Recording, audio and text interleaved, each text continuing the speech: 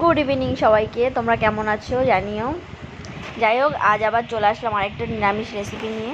Actually আমাদের বাড়িতে নিরামিষ বেশি হয়, আমিষটাও হয়, বাট নিরামিষটা বেশি হয়, কারণ আমাদের বাড়িতে আমাদের ঠাকুমা রয়েছে, উনি সম্পূর্ণরূপে নিরামিষই।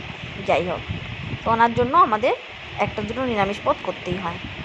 তো সেটা আমরাও খাই, উনি একা খায় না, আমরাও খাই। যাই হোক, গরম তেলে সুন্দর করে পাতলা পাতলা করে কেটে রাখা আলু ভেজে নিলাম। আলু 50% ভাজা হয়েছে, তার মধ্যে ভেন্ডিগুলো দিয়ে এবার ভেজে নেব, দুটো একসঙ্গে ভেজে নেব।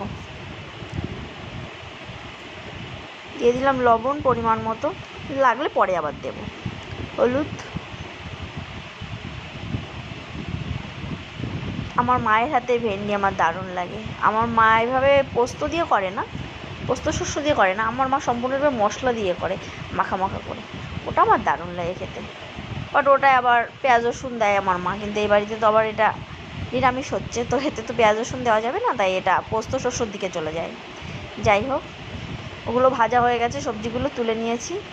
এবার ফোড়নে দিয়ে দিচ্ছি কালো জিরা, তেজপাতা, আর একটুখানি জিরা আর শুকনো লঙ্কা বাটা দিয়ে দিচ্ছি।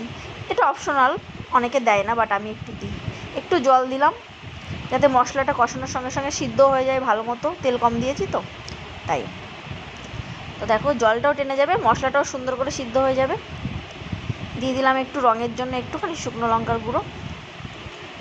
জলটা টেনে গিয়েছে, তেলটা ছেড়ে দিয়েছে, আমার কষানো হয়ে গেছে। এবার এতে দিয়ে দেবো সেই ভেজে রাখা আমার আলু আর ভেন্ডি। ভালো করে কষিয়ে নেবো লো মিডিয়াম ফ্লেমে, হাই ফ্লেম করা যাবে না, নাহলে কিন্তু এই সময় মশলা একদম পোড়া ধরে যাবে। যাই হোক, সুন্দর করে এগুলো আমি কষাচ্ছি। এবার দিয়ে দেবো শস্য পোস্ত বাটা। আমি সাদা শস্য নিয়েছি 1 চামচ, পোস্ত নিয়েছি 1 চামচ। সাদা শস্য না তিতো লাগে না, কালো শস্য দিলে কখনো কখনো একটু তিতো হয়ে যায়, তার জন্য সাদা শস্য দিই, এর সঙ্গে পোস্ত একসঙ্গে দিয়ে দিই, তাহলে আর বাড়তি ঝামেলা থাকে না যে একবার আলাদা করে পোস্ত দাও শস্য দাও, একসঙ্গে দিলে কোনো সমস্যা হয় না। যাই হোক, আমি ফুটতে দিয়েছি, একটুখানি চিনি দিয়ে দিলাম, নিরামিষ তো একটু মিষ্টি মিষ্টি হলে ভালোই লাগে। তো আমার রান্না প্রায় কমপ্লিট, খুব জলদি হয়ে যায়, খুব জলদি। ভেন্ডি তো খুব জলদি এটা গলে যায়, আর আলুটা একদম পাতলা করে কেটে নিয়েছিলাম। দেখো, রান্না আমার প্রায় কমপ্লিট। এবার নামিয়ে নেব, দিয়ে দেবো ওপরে একটু কাঁচা সরিষার তেল। কেমন লাগলো তোমরা জানিও প্লিজ।